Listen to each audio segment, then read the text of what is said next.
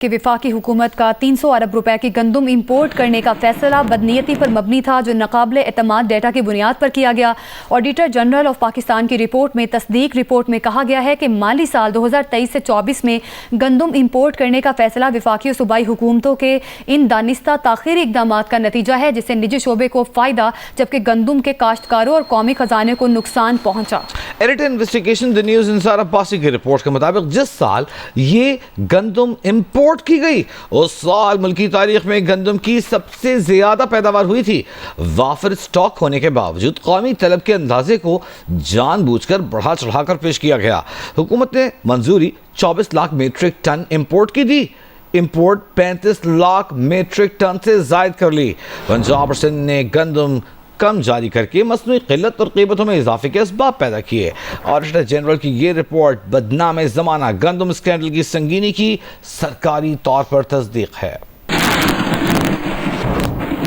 صدر پاکستان تحریک انصاف آج جنگلات اراضی ریفرنس کے سلسلے میں راولپنڈی کی احتساب عدالت میں پیش ہوئے تو ان سے سوال کیا گیا کہ پی ٹی آئی کے لیے مذاکرات کا راستہ بہتر ہے یا احتجاج کا، جس پر چودھری پرویز الہی نے جواب دیا کہ پہلے مزاحمت ہوتی ہے پھر مفاہمت ہوتی ہے لیکن بہتر مفاہمت ہی ہوتی ہے۔ مذاکرات سے کوئی نہ کوئی بہتر صورتحال نکل آتی ہے، بہتری کی امید رکھنی چاہیے۔ پی ٹی آئی قیادت نے تو مذاکرات کا خط بھی لکھا ہے جس پر پیش رفت نہیں ہوئی، دیکھیں آگے کیا ہوتا ہے۔ وزیر اعلیٰ خیبر پختونخوا کی زیر صدارت اجلاس میں صوبے میں امن و امان کی صورتحال پر آل پارٹیز کانفرنس بلانے کا فیصلہ کیا گیا ہے۔ ہمارے ساتھ موجود ہیں نمائندہ جی اے نیوز بلکہ بیورو چیف ہیں پشاور کے جی اے نیوز کے شکیل فرمان علی۔ شکیل بہت شکریہ آپ کا، یہ بتائیے گا کہ آج اجلاس میں کس بات پر غور ہوا، تمام پارٹیز کو کس بات پر آن بورڈ لیا جا رہا ہے؟ دیکھیں خیبر پختونخوا کے جو ضم اضلاع ہیں وہاں پہ امن و امان کی صورتحال ٹھیک نہیں ہے اور رات گئے جو ہے ایک اہم اجلاس ہوا ہے وزیر اعلیٰ خیبر پختونخوا علی امین گنڈاپور صاحب کی زیر صدارت اجلاس میں جو ہے متعلقہ اراکین صوبائی اسمبلی اور اعلیٰ عسکری حکام نے سرکاری حکام نے شرکت کی ہے۔ ایک جو ہے فیصلہ کیا گیا اس اجلاس میں کہ دہشت گردی کے خاتمے کے لیے تمام مقامی فگر اور عوام کا مشترکہ اور متفقہ لائے عمل بنایا جائے گا اور اجلاس میں جو ہے یہ بھی فیصلہ کیا گیا کہ ایک حکومتی نمائندہ وفد جو ہے وہ تشکیل دیا جائے گا اور وفد تمام علاقوں کا دورہ کر کے عوامی مشاورت کے ساتھ جو ہے سلسلے کو مزید تیز کرے گا۔ وزیر اعلیٰ علی امین گنڈاپور صاحب کے مطابق مشترکہ لائے عمل بنانے کے لیے آل پارٹیز کانفرنس جو ہے بلائی جائے گی۔ اچھا شکیل فرمان علی، ایک چیز ہم جاننا چاہ رہے ہیں کہ ایسی افواہیں قیاس آرائیاں جنم لے رہی ہیں کہ جیسے کوئی آپریشن ہونے جا رہا ہے، تو اس حوالے سے کیا کوئی ڈسکشن ہوئی؟ آپ نے کہا اعلیٰ عسکری حکام بھی شریک تھے، ساتھ ہی یہ بتائیے گا اس بات کا کتنا امکان ہے کہ آل پارٹیز کانفرنس جو بلائی جا رہی ہے اس میں دیگر اپوزیشن جماعتیں شامل ہو جائیں، شریک ہو جائیں؟ دیکھیں جہاں تک آپ آپریشن کی بات کر رہی ہیں تو اس حوالے سے باتیں تو چل رہی ہیں، تاہم میرا خیال یہ ہے کہ پاکستان تحریک انصاف کا شروع سے ہی جو ہے ایک ہی نظریہ ہے کہ انہوں نے ہمیشہ جو ہے آپریشن کی مخالفت کی ہے اور انہوں نے اسی بات پہ زور دیا ہے کہ مذاکرات کے ذریعے جو ہے مسائل کو حل کیا جائے۔ تو آپ جس طرح یہ کہہ رہے ہیں کہ دیگر جماعتیں شریک ہوں گی کہ نہیں، تو اگر خیبر پختونخوا کی آپ جو ہے ماضی دیکھیں اور ان کی روایات دیکھیں تو ہمیشہ جو ہے چاہے پاکستان تحریک انصاف کے جو ہے ایم پیز ہوں یا اپوزیشن جماعتوں کے جو ہے اراکین اسمبلی ہو، انہوں نے جب بھی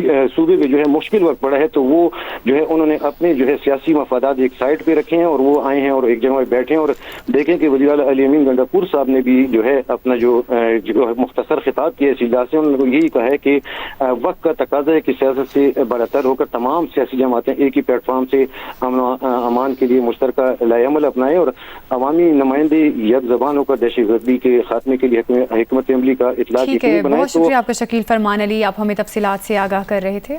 لاہور سمیت پنجاب کے مختلف علاقوں میں مونسون بارشوں کا سلسلہ جاری ہے، تیز ہواؤں کے ساتھ موسلادھار بارش نے حبس کا زور توڑ دیا ہے۔ علامہ اقبال روڈ پر موجود ہیرا بطول تفصیلات بتا رہی ہیں۔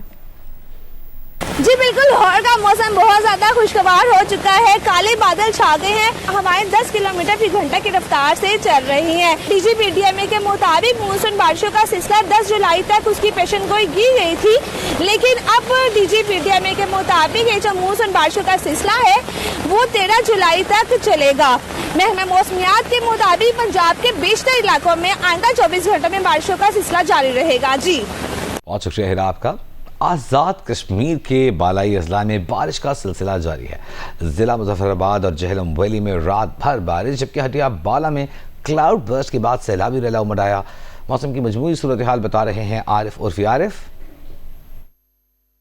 آزاد کشمیر کے دارالحکومت مظفر آباد سمیت آزاد کشمیر کی زہری وادی نیلم، وادی جہلم، چکار، چکوٹھی، چناری اور کوہالہ تک مختلف مقامات کے اوپر رات بھر بارش کا سلسلہ جاری رہا. وادی جہلم میں ہٹیا بالا کے قریب دوہر آباد کے مقام پہ کلاؤڈ برسٹ کے بعد پیدا ہونے والے سیلابی ریلے نے تباہی مچا دی. بارش کی وجہ سے جہاں لوگوں کی روزمرہ کی معمولات جو ہیں وہ ڈسٹرب ہوئے، وہیں جو سڑکوں کا نظام ہے وہ بھی بری طرح سے متاثر ہو رہا ہے. محکمہ موسمیات کا یہ کہنا ہے کہ بارش اور کلاؤڈ برسٹ اور فلیش فلڈ کے جو واقعات ہیں وہ بھی رونما ہو سکتے ہیں. اس لیے مختلف محکموں کو اسٹیٹ ڈیزاسٹر مینجمنٹ اتھارٹی نے بھی خبردار کیا ہے وہ محتاط رہیں اور کسی بھی ہنگامی صورتحال سے نمٹنے کے لیے تیار ہیں. محکمہ موسمیات کا یہ بھی کہنا ہے کہ بارش کا یہ سلسلہ ایک ہفتے تک مزید جاری رہنے کا امکان ہے. شیش پر گلیشیئر آؤٹ برسٹ سے حسن آباد کے محلہ شیر آباد میں 4 گھرانوں کو کٹاؤ کی زد میں آنے کے باعث خالی کرنے کا حکم دیا گیا ہے. گزشتہ 5 سالوں سے گرمیوں کے موسم میں حسن آباد کے مکینوں کو مستقل مشکلات کا سامنا ہے. آپ کو ہنزا لیے چلتے ہیں، علی احمد وہاں موجود ہیں، ہمیں تفصیل بتا رہے ہیں. علی، صورتحال کیا ہے؟ جی، گلگت بلتستان گلیشیئرز کا ایک مجموعہ ہے اور یہاں پر ہر نالے، ہر پہاڑ کے ساتھ ایک گلیشیئر ہے. 2021 میں یہاں پر حسن آباد میں گلیشیئر کے سرکنے سے ایک جھیل وجود میں آئی تھی، جس کے آؤٹ برسٹ ہونے سے یہاں پر کافی نقصانات ہوئے تھے. 2021 سے مسلسل اس نالے میں گرمیوں کے موسم میں پانی بہتا ہے جس سے کٹاؤ ہوتی ہے. اس وقت ہم موجود ہیں حسن آباد کے محلہ شیر آباد میں اور یہاں پر انتظامیہ نے 4 گھرانوں کو جو ہے یہاں پر جو کٹاؤ کی زد میں آئے ان کو خالی کرنے کا حکم دیا ہے اور ان کو ٹینٹ ولیج میں شفٹ ہونے کا بتایا ہے. یہاں پر لوگ انتہائی پریشان ہیں، وہ اپنے گھر بار چھوڑنے کے لیے تیار نہیں ہے، لیکن کیا ہے کہ خطرہ باقی ہے، اس لیے وہ رات کے اوقات یہاں سے دوسری جگہ جاتے ہیں اور دن میں آ کر اپنے کام کاج کرتے ہیں. اس وقت یہاں پر انتظامیہ کے لوگ بھی یہاں پر معائنہ کر رہے ہیں اور دیکھ رہے ہیں اور ساتھ ساتھ ہم جو متاثرین ہیں ان سے بھی بات کرتے ہیں. چھوٹے چھوٹے بچے ہیں وہ سب گلگت پہ چھوڑ کر آئے ہوئے ہیں رشتہ داروں کا گھر.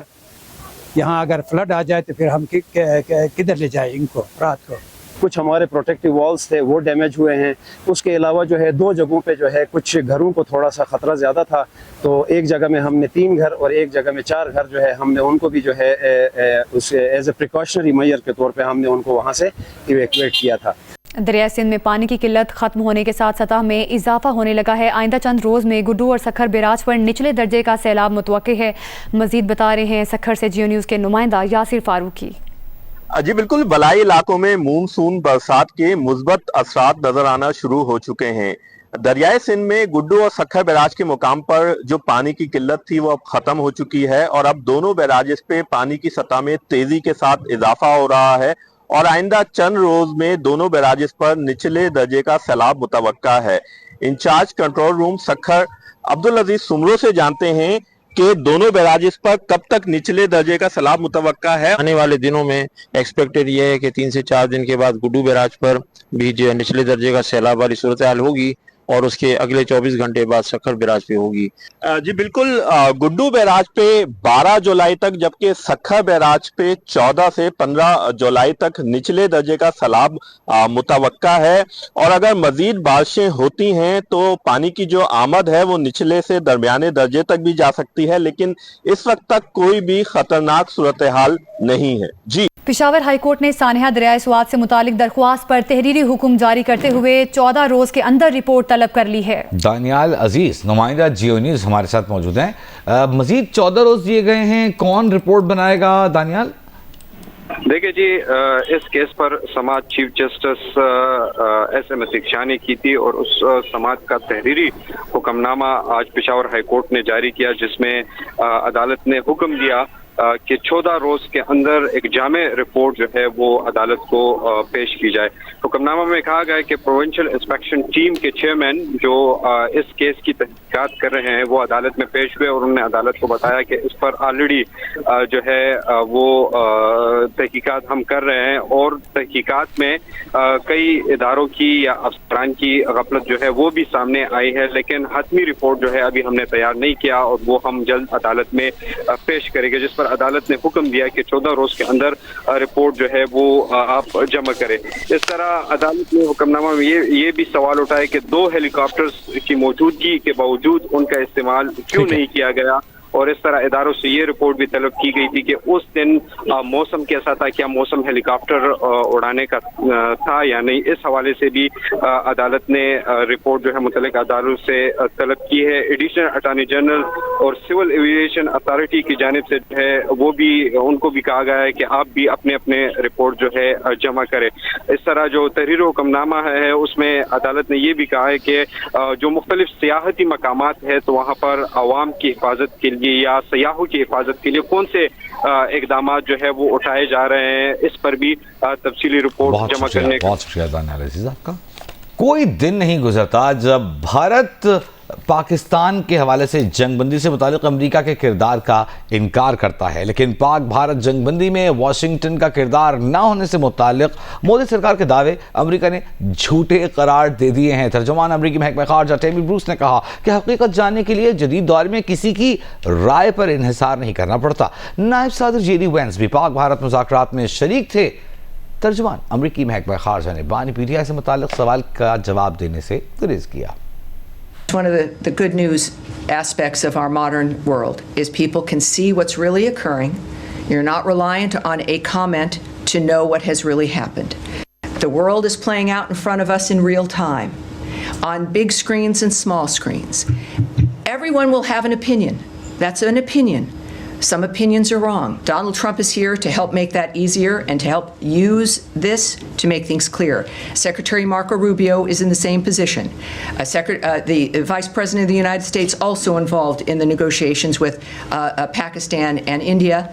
J.D. Vance, same dynamic, fresh views, new ideas, understanding the world as it sits, and making sure that it's better when they leave, and they will be recognized for that. For the administration's opinion regarding Mr. Khan's situation, I would ask you to check with the White House and my colleague Caroline Levitt. ابھی غزہ کا مسئلہ حل نہیں ہوا، جنگ بندی نہیں ہوئی، لیکن بہت سارے لوگ ہیں جو مستقبل پر نظریں گڑائے بیٹھے ہیں۔ سابق برطانوی وزیر اعظم ٹونی بلیئر کے عملے نے بوسٹن کنسلٹنگ گروپ کے ساتھ مل کر مقبوضہ غزہ پٹی میں ٹرمپ ریویرا اور ایلان مسک سمارٹ مینوفیکچرنگ زون کے منصوبے میں حصہ لیا۔ نامور برطانوی جریدے کے مطابق یہ منصوبہ اسرائیلی بزنس مین کی قیادت میں تیار کیا گیا اور دی گریٹ ٹرسٹ نامی اس منصوبے کو ٹرمپ انتظامیہ کے ساتھ شیئر کیا گیا ہے۔ اس میں تجویز دی گئی ہے کہ 5 لاکھ فلسطینیوں کو مالی معاوضہ دے کر علاقہ چھوڑنے پر آمادہ کیا جائے اور نجی سرمایہ کاروں کو غزہ کے لیے متوجہ کیا جائے۔ بوسٹن کنسلٹنگ گروپ غزہ کے حوالے سے انتہائی متنازع ہے۔ اس نے اسرائیل اور امریکہ کی حمایت یافتہ ایک نئی امدادی تنظیم غزہ ہیومینیٹیرین فاؤنڈیشن کے قیام میں مدد دی، جس پر خوراک کی تقسیم کے دوران سینکڑوں نہتے فلسطینیوں کو ہلاک کرنے کا الزام ہے۔ بنگلہ دیش میں پچھلے سال طلبہ احتجاج پر خون ریز کریک ڈاؤن کی منظوری اس وقت کی وزیر اعظم شیخ حسینہ نے دی تھی۔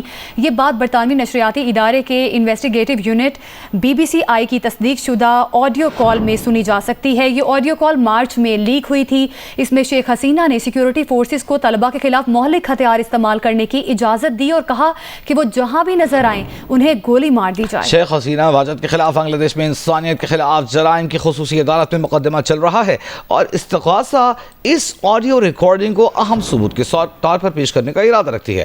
BBC کے مطابق آڈیو فورینزک میں کسی قسم کی ایڈیٹنگ یا چھیڑ چھاڑ کے شواہد نہیں ملے۔